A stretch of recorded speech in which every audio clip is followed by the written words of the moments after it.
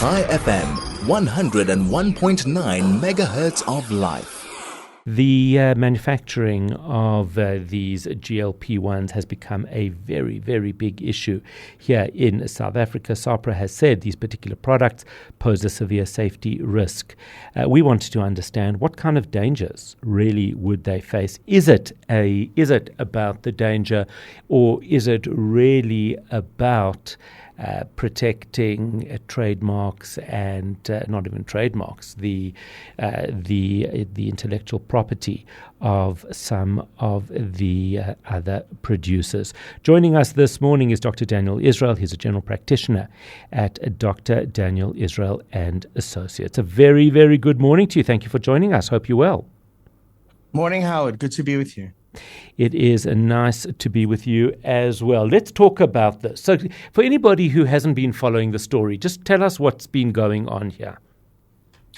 So starting at the beginning, compounding is a process of making medication that doesn't go through the pharmaceutical industry, so to speak. So I mean, at the beginning of the pharmacy, of what pharmacists were, they were really compounders because they mixed up meds according to doctor's scripts. Then the whole pharmaceutical industry took off, and there started being company laws and obviously manufacture processes, and organizations like SAHPRA, which is a regulating authority, were involved to make sure that big manufacturing companies followed rules and did things properly. The entity of compounding still exists in South Africa, and not only South Africa, but everywhere in the world. And it does for a few reasons. I mean, sometimes you need doses for patients that aren't available. Sometimes there's a base in a medication that a patient can't take. So, and I suppose, and importantly, sometimes there's a shortage of medications.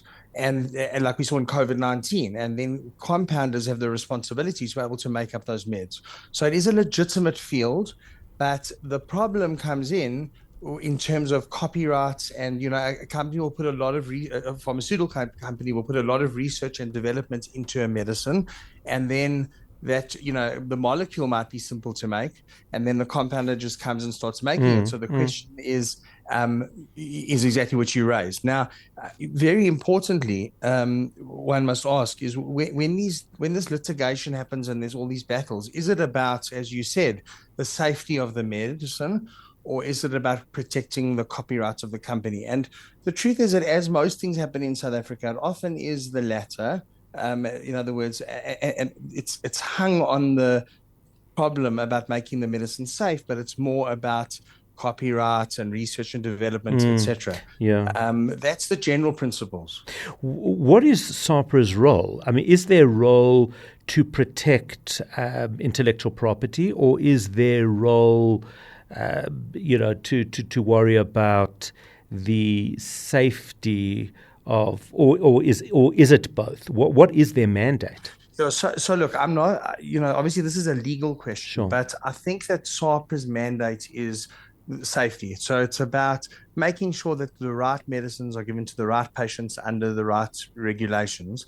The problem here is that cleverly, and I'm not saying that they were wrong, because it is their product, and I'll tell you some of the shortfalls of compounded medicines, is that Novo Nordisk were well within their rights to go to SAHPRA and bring to SAHPRA the problems that the compounding pharmacy in question there we're doing. Now, we know what that is. It's Hydexis, which is open on the news. Yes, of course. Not all compounding pharmacies are the same. So the thing is that if you look at a compounding pharmacy needs to follow certain rules. They're not allowed to mass produce.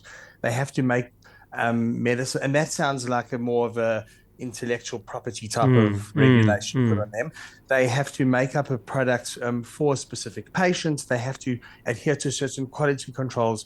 And certainly from the findings of that case at the High Court, Hydexis had not done that. Hydexis is now... So they weren't compliant in that way. Yeah. Right. But the point is that the principle of having a compounding pharmacy is not a problem. All over in America it's used. And in America they have rules where compounders are allowed to mass produce.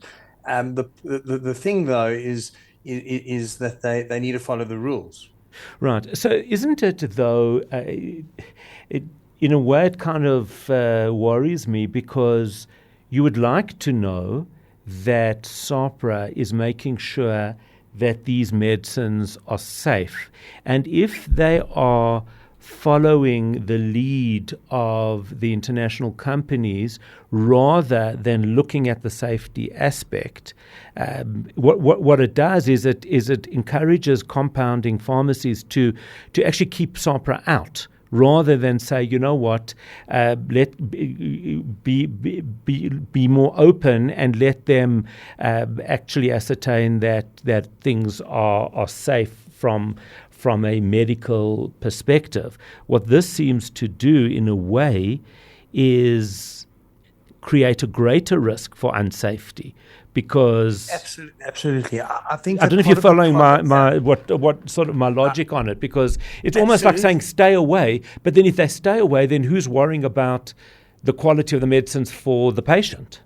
Exactly. So SAHPRA hasn't got a very clear defined role in the compounding space, and the reality is that it should. In other words, in America, because there can be mass production from a compounder, the FDA has to accredit the specific pharmacy, make sure that the right ingredients are used, make sure that it's the correct purities, etc. In South Africa, SAHPRA is kind of given the mandate of the principles to make those things sure, but there is no process. And because there's no process, as you rightly say, they almost become used as tools for either party to fight the business war, which is very worrying because it blurs their role, and they're not fulfilling a good role.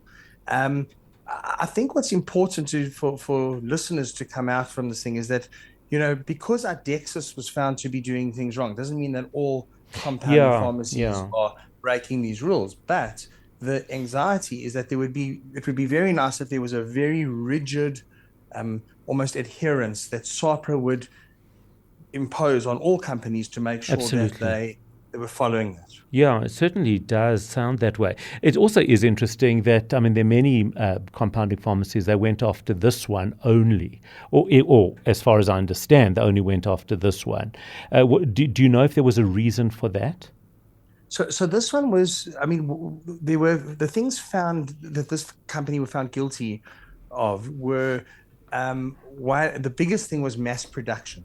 So the message behind that is that apparently, I saw this in some of the findings from the case, that this company was making more units per month than the original Novo Nordisk were making in terms of Wegovy and Ozempic together. So there was obviously business motivation in terms of taking out the big fish instead and not worrying about the smaller ones. But that said, they couldn't just that couldn't be the premise of the argument. So the premise of the argument were the things that Adexis had been doing wrong, and perhaps the other compounding pharmacies are not doing those things wrong. So they were also, besides the mass production violation, they were also found guilty of having ingredients that weren't ethically sourced. And another rule in compounding pharmaceuticals is that you have to use a product that matches what would be available in short supply in the pharmacy world, and they were found to be using synthetic materials that weren't. So I think it's a lot of arguments were put forward, and they won on a lot, but we don't know what the real tachlis of the motivation is. And that's, I think, a very, very important aspect. Dr. Daniel Israel, thank you, as always. Thank you for bringing us that perspective. I think it was enormously valuable. Certainly, it helped me understand what is really going on here.